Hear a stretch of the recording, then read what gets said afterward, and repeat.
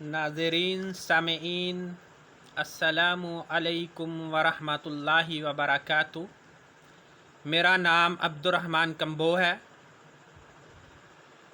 इस वीडियो में आपको एक दीनी मसले के बारे में बताया जाएगा जो चाँद की रोयत के बारे में है कि क्या चाँद का पहली तारीख का चाँद देखकर उसकी दुरुस्त तारीख का अंदाज़ा लगाना, यानी उसके साइज़ के हिसाब से उसकी दुरुस्त तारीख का अंदाज़ा लगाना मुमकिन है या नहीं है, इस बारे में आपको बताया जाएगा।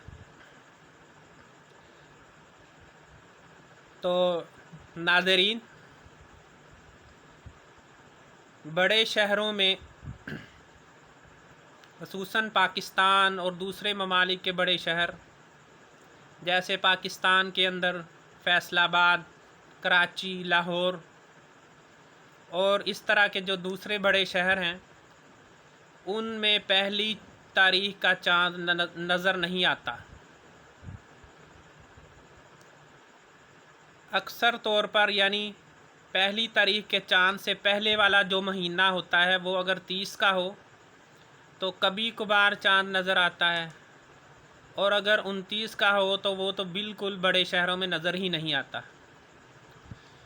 तो बाज़ लोग जो होते हैं वो चाँद की दूसरी तारीख को उसका साइज़ देखकर अंदाज़ा लगाने की कोशिश करते हैं कि क्या इसकी तारीख जो है वो रोयत हिलाल कमेटी ने सही बताई है या नहीं। ख़ुसूसन ये मामला रमज़ान के महीने में, ईदैन के महीने में, मुहर्रम के महीने में और रबीउल अव्वल के महीने में ये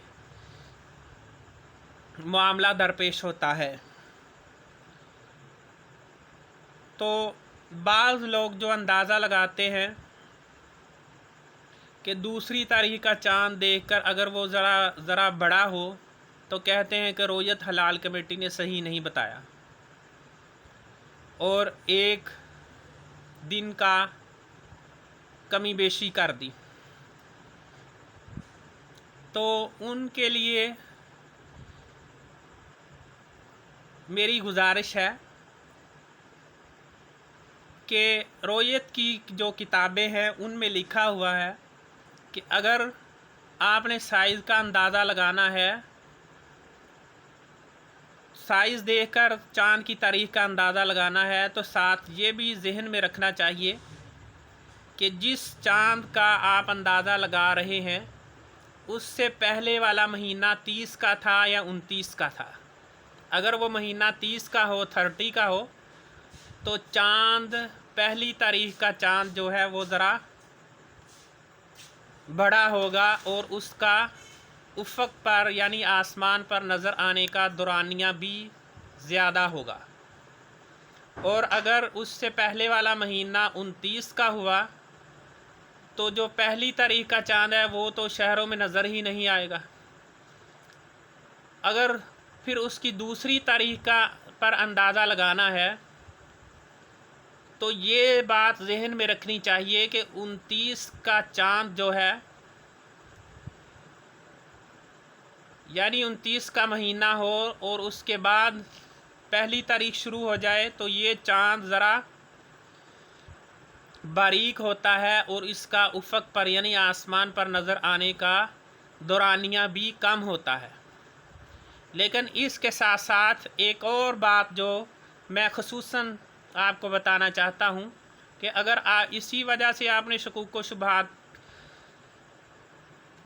लगाने हैं और इन शकूक व शुबहात को आपने अपना यकीन बावर करवाना है कि रोयत हलाल कमेटी सही नहीं है और हम जो अंदाज़ा लगा रहे हैं वो सही है, तो उनके लिए भी एक मेरी गुजारिश है कि ज़रा अपने जहन पर ज़ोर दें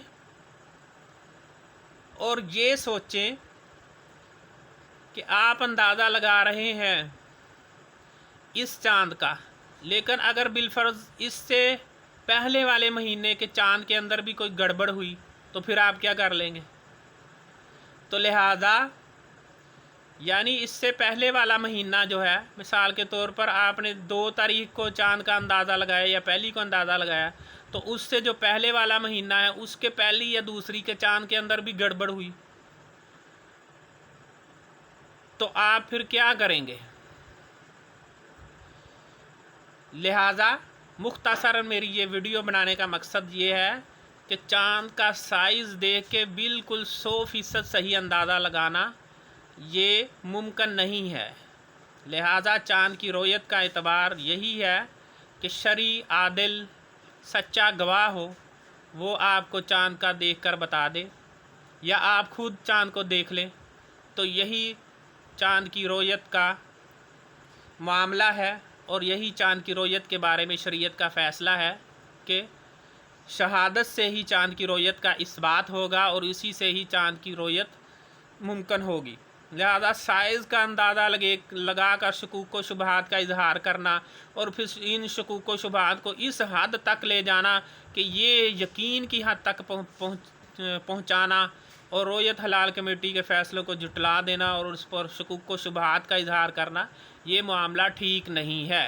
लिहाजा जो शरीयत का मामला है कि शरई सच्चा गवाह हो, तो उसी से कुरान अहादीस में जो मिलता है उसके मुताबिक यही है। चाँद के साइज़ देखकर ये नहीं है कि चाँद का साइज़ देखकर सहाबा कराम या नबी सल्लल्लाहु अलैहि वसल्लम ने फ़ैसला सादर फरमाया हो, बल्कि शरई गवाहों की मौजूदगी में या उनकी शहादत की वजह से चाँद का फ़ैसला किया है।